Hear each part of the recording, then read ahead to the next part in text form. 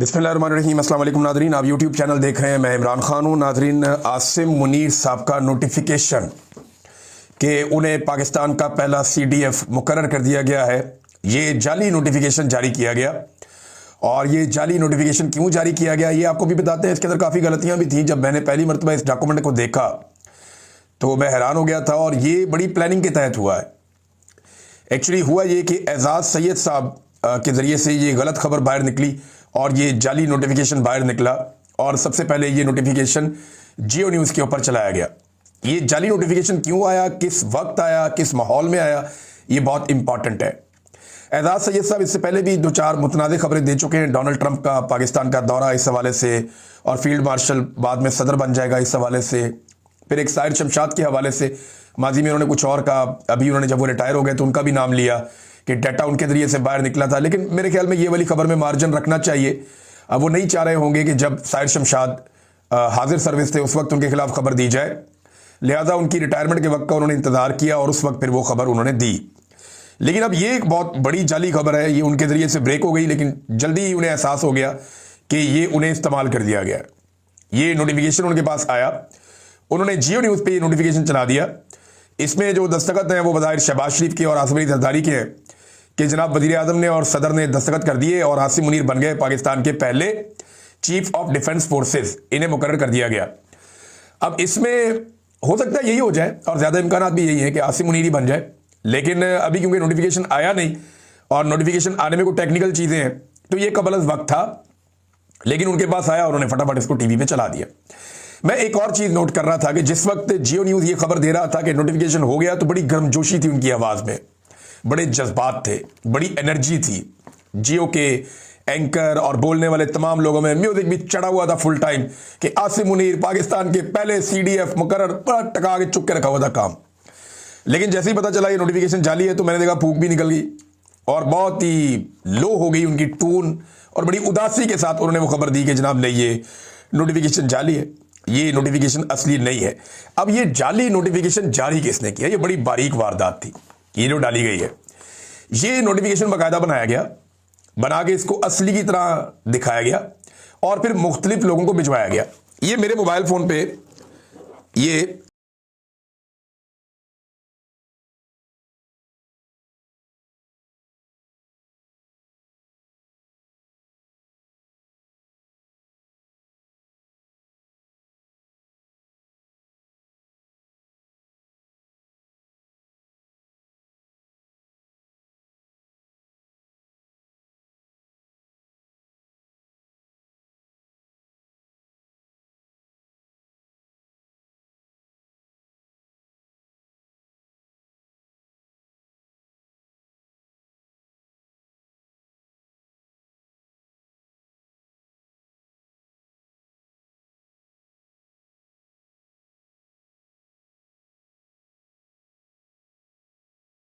आ गया कि शायद ये असली है नोटिफिकेशन, क्योंकि ये इतनी बड़ी खबर है कि ये, लेकिन जो लोग भिजवा रहे थे वो लोग इतने मशकूक टाइप के हैं। बहरहाल ये उन्होंने खबर चला दी, बाद में जाली निकली। ये जाली खबर चलवाई क्यों गई और इसको फैलाया क्यों गया? पहले कोशिश की गई कि हम लोग जो पाकिस्तान से बाहर मौजूद लोग हैं, मुझे पूरा यकीन है मैं राब्ता करूंगा तो हमारे कुछ और दोस्तों को भी नोटिफिकेशन भिजवाया गया होगा कि यहां से चल जाए। यहां किसी ने नहीं चलाया तो फिर जियो पे चलवा दिया गया। अब ये नोटिफिकेशन जारी करवा के चेक किया गया कि कौन इस नोटिफिकेशन की खबर के बाद फौरी तौर पर किसको राब्ता करता है।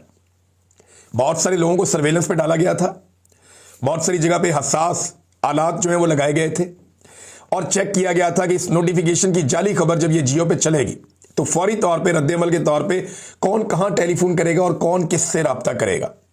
जियो पे ये खबर चलने से पहले कुछ व्हाट्सएप ग्रुप्स के अंदर भी चलाई गई, और फिर उसको पक्का करने के लिए जियो को ये कंफर्म किया गया। अब जियो की गलती तो नहीं है बेचारों की, इतना बड़ा नोटिफिकेशन किसी के पास आएगा, इतनी बड़ी ब्रेकिंग न्यूज होगी तो वो कहेगा जी चलाऊंगा, मैं पीछे कैसे हट सकता हूं।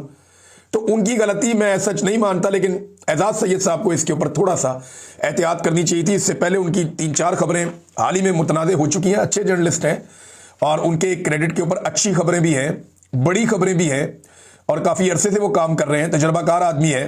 लेकिन यहाँ उन्हें मोहतात रहना चाहिए था। अगर वो यहाँ पे एहतियात का दामन थाम लेते तो ये इतनी बड़ी सुटकी ना होती। बहुत सारे और सहाफ़ियों के पास भी ये सौदा भिजवाया गया था, किसी ने नहीं खरीदा।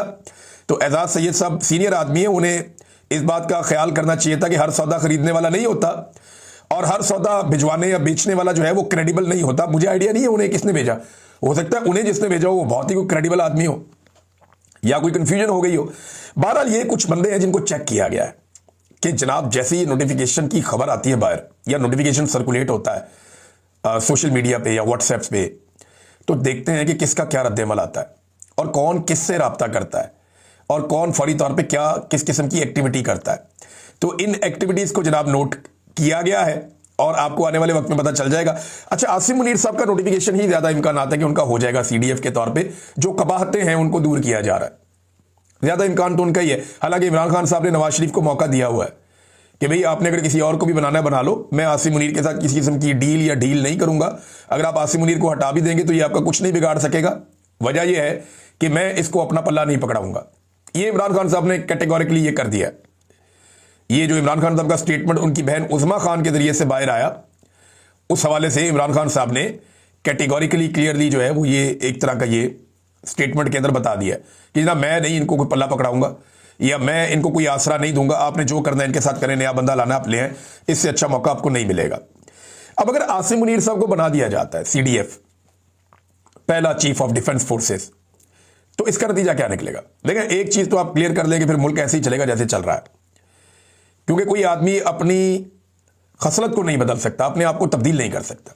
इन्होंने ऐसे ही रहना है। इस नफरत के साथ एक दुकान नहीं चल सकती जिस नफरत के साथ एक इदारा और एक मुल्क चलाने की कोशिश की जा रही है। ये मेरे अल्फाज आप बांध लीजिएगा और लिख कर अपने पास रख लीजिएगा कि इस लेवल की नफरत के साथ जो इस वक्त मिलिट्री एस्टेब्लिशमेंट की क़यादत के अंदर है, इस लेवल की नफरत के साथ एक दुकान नहीं चल सकती जिस लेवल की नफरत के साथ एक मुल्क या इदारा।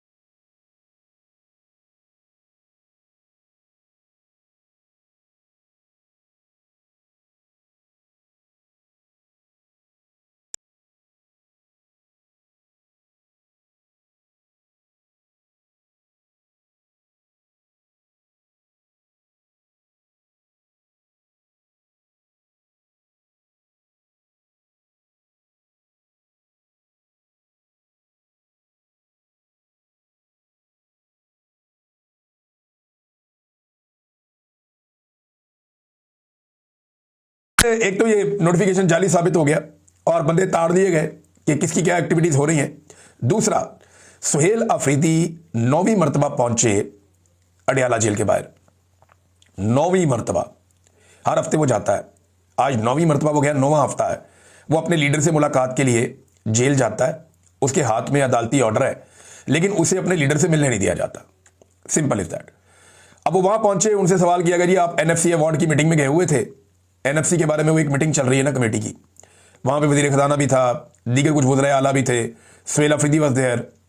तो इन्होंने वहां पे फाटा के बारे में बात की है, जनाब कि आपने हमसे वादा किया था कि फाटा के मर्जर के बाद उनका हिस्सा जो है वो खैबर पख्तूनख्वा को दिया जाएगा, वो नहीं दिया गया।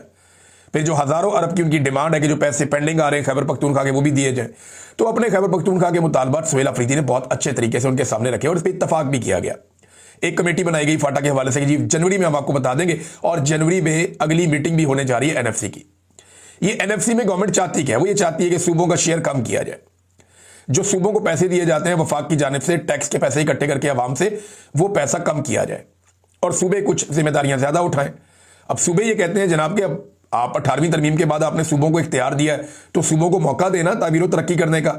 आप हमारे पैसों की कटौती करेंगे, पहले ही आप नहीं दे रहे, तो हम कैसे तरक्की करेंगे? पंजाब को तो इन्होंने लहरें बहरें की होती हैं, छोटे सूबों का पाकिस्तान में हक मारा जाता है और बार बार मारा जाता है। तो वहां पे जनाब एक टाउट ने सवाल किया सुहेल अफरीदी से कि जनाब आपने एनएफसी का जो मीटिंग है वो आपने जल्दी खत्म करवा दी इसलिए कि आप यहां आके इमरान खान साहब को मिलना चाहते थे। सुहेल अफरीदी ने कहा यार खुदा का नाम ले, यानी ये कोई अजीबोगरीबी बात कर दी कि एनएफसी के सारे लोग उठकर चले गए कि सुहेल अफरीदी ने जाना और जाकर इमरान खान से मिलना है और वहां जाके मुलाकात भी नहीं हुई। इनके ना दिमाग खराब हो गए मेरे ख्याल में, अजीबोगरीब किस्म की बातें ये सोचते हैं और वही बातें ये कर देते हैं। अब ये सुहेल अफरीदी के लिए मीटिंग पहले खत्म की जा रही है, दूसरा इश्तिहारी भी करार दिया जा रहा है 26 नवंबर 2024 को जो मुकदमा दर्ज किए गए थे उसमें सुहेल अफरीदी को इश्तिहारी करार देने की कार्रवाई की जा रही है। तो एस्टेब्लिशमेंट के पास नफरत के अलावा कुछ नहीं है, ये इस नफरत की आग में खुद भी जलेंगे, मुल्क को भी जलाएंगे, और अब तक तो ये मुल्क को लगातार जलाते ही चले जा रहे हैं। सुहेल अफरीदी की मुलाकात फिर नहीं करवाएगी। अब जब मुलाकात नहीं करवाई गई तो टाउटों की खबर दुरुस्त साबित हुई। वो जो टाउट्स हैं जिनको बताया गया था कि अब हम सुहेल अफरीदी को नहीं मिलने देंगे जुमेरात को, तो फिर सुहेल अफरीदी को जुमेरात को नहीं मिलने दिया गया। तो टाउटों के पास जो मालूमात थी वो मालूमात बज़ाहिर दुरुस्त थी कि सुहेल अफरीदी की मुलाकात नहीं करवाई जाएगी। एक तो ये बात भी आप अपने ज़हन में रखें, यानी जज तो नहीं बताएगा ना टाउटों को, कोई और भी नहीं बताएगा, तो इनको तो एस्टेब्लिशमेंट के लोग ही बताएंगे, अफसरान एजेंसियों के वही बताएंगे जिनके कंट्रोल में इमरान खान की जान और अडियाला जेल है। कंट्रोल में तो अल्लाह ताला के है, लेकिन इन्होंने तो काबू किया हुआ है ना, ये तो सांसों के मालिक बने हुए हैं लोगों को जेलों के अंदर बंद करके। तो उन्होंने जो कहा वही हो गया। अब इमरान खान के पास जो है ना मुज़ामत के अलावा कोई और रास्ता नहीं है, कोई और रास्ता इन्होंने छोड़ा भी नहीं। और इमरान खान साहब का अपना करैक्टर आप देख लें या उनकी आप सियासत देख लें, अब इन दोनों चीजों का इन्हिसार या तकाजा मुज़ामत पे ही होगा। वजह यह है कि इमरान खान साहब का अपना किरदार मुज़ामत के अलावा किसी और रास्ते पे जाने वाला है ही नहीं, वो इधर ही जाएंगे। वो जिस आदमी को गोलियां लगे और वो बाहर निकलकर मुक्का लहरा रहा हो, ये तो आप किसी और को गोलियां मार के देखें ना कि वो किस तरह एम्बुलेंस में जाता है। जो आदमी 70 साल की उम्र में गोलियां खा के बाहर निकलकर मुक्का लहरा रहा हो, उस आदमी का करैक्टर क्या होगा? वो मुज़ामत में ही जाएगा, वो मफामत में नहीं जाएगा। दूसरा, जो इमरान खान साहब की सियासत आज खड़ी है जिस मुकाम पे, वो मुज़ामत की वजह से खड़ी है। मफामत की वजह से वो बहुत डाउन चले जाते, जैसे जरदारी साहब या नवाज शरीफ साहब चले गए हैं। बहरहाल इस फेक न्यूज़ ने पाकिस्तान के पूरे सिस्टम को हिला दिया है। जो तारर्स हैं दोनों, अता और दूसरा वजीर कानून, दोनों तारर्स बैठे, एक प्रेस कॉन्फ्रेंस की उन्होंने और 4 बजे के करीब उनकी प्रेस कॉन्फ्रेंस थी और इस प्रेस कॉन्फ्रेंस में उन्होंने अडियाला जेल के मामला डिस्कस किए। पहले शायद ये था कि नोटिफिकेशन के मामला डिस्कस होंगे, लेकिन क्योंकि कोई डेवलपमेंट नहीं थी तो फिर इन्होंने अडियाला जेल के मामला डिस्कस किए और अब इन्होंने अनाउंस कर दिया कि उज़मा खानम की भी मुलाकात नहीं होगी आज के बाद। भाई आप कौन होते हैं फैसला करने वाले की मुलाकात उज़मा खानम की नहीं होगी? वो इमरान खान की बहन है, उसके पास ये आईनी और कानूनी हक है कि वो जाए और जाकर अपने भाई से मुलाकात करे। ये हक अलीमा खानम के पास भी है, नौरीन खानम के पास भी है। तो अगर अगली मरतबा नौरीन खानम कोई पैगाम लेकर बाहर आ जाती हैं तो आप कहेंगे कि आज के बाद नौरीन खानम की भी मुलाकात नहीं होगी। 20 तारीख को इमरान खान साहब का एक केस लगा हुआ है अदालत में अडियाला जेल के अंदर। ये पिछले 2 महीने से इसको पेंड किया जा रहा है। पहले 1 तारीख दी गई, फिर दूसरी तारीख दी गई, अब दिसंबर की 20 तारीख दी गई है। तो शखाना 2, अब ये केस जब अदालत में लगेगा तब तो इमरान खान साहब की फैमिली वकला सारे जाएंगे। अगर एक और डेट ना दे दी गई और नोटिफिकेशन या ऐसी चीजें ना फंस गई तो फिर इमरान खान साहब का ये केस लगेगा, तो इमरान खान साहब का स्टेटमेंट तो फिर बाहर आ जाएगा। तो आप इमरान खान की जुबानबंदी कर नहीं सकते। इमरान खान साहब ने जो कुछ कहना था वो कह दिया और बहुत सारी चीजें अब रिकॉर्ड का हिस्सा बन चुकी हैं। फैसल वाडा जैसे लोग हो गए या बहुत सारे और टाउट्स हो गए, ये लोग जब बात करते हैं ना तो इससे एक फायदा बहुत हुआ। ये जो छोटी सी लड़ाई हुई ना, एक झड़प हुई मौजूदा हुकूमत में और एस्टेब्लिशमेंट में, बज़ाहिर एक झड़प हुई। इस झड़प के अंदर एक फायदा हुआ कि जो असासे थे ना इनके बैठे हुए मुख्तलिफ जगह पे, वो आइडेंटिफाई हो गए कि इनमें से कौन कौन सा नून लीग के साथ चला जाएगा और कौन कौन सा एस्टेब्लिशमेंट के बूटों के साथ और तस्मों के साथ लटक जाएगा। तो ये बड़ी अच्छी क्लैरिफिकेशन हो गई।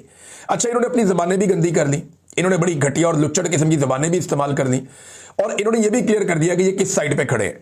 और मजेदार बात यह है कि इन्होंने गवाहियां भी दे दी कि ये जो हुकूमत बैठी हुई है ये जाली फार्म 47 पे बैठी हुई है और इसका हकीकत से कोई ताल्लुक नहीं है। ये सारी हुकूमत लाकर पाकिस्तान की मिलिट्री एस्टेब्लिशमेंट ने या आसिम मुनीर साहब ने लाकर बिठाई है, लिहाजा इन्हें फौरी तौर पे नोटिफिकेशन कर देना चाहिए। इनकी कोई औकात नहीं है कि ये नोटिफिकेशन ना करें। ये बातें पाकिस्तान के वो टाउट्स और असासे कर रहे हैं जिन्हें पाकिस्तान के टेलीविजन के ऊपर बड़ी बड़ी मेन स्लॉट्स के अंदर बिठाया गया। अंदाजा करें आप, चाहे वो सियासतदान है चाहे वो सहाफ़ी है। इन्होंने बड़ा क्लैरिटी के साथ आकर बता दिया कि हुकूमत ही जाली है। वो चीज जिससे चिढ़ रहे थे एस्टेब्लिशमेंट वाले और हुकूमत वाले, अब उनके अपने जो बच्चे जमूरे हैं वो आकर ये गवाही दे रहे हैं कि जनाब ये हुकूमत जाली है। हुकूमत के जाली होने की इससे बड़ी तस्दीक और शायद कोई नहीं मिलेगी। तो ये बड़ा फायदा हुआ इस छोटी सी झड़प का। नाज़रीन,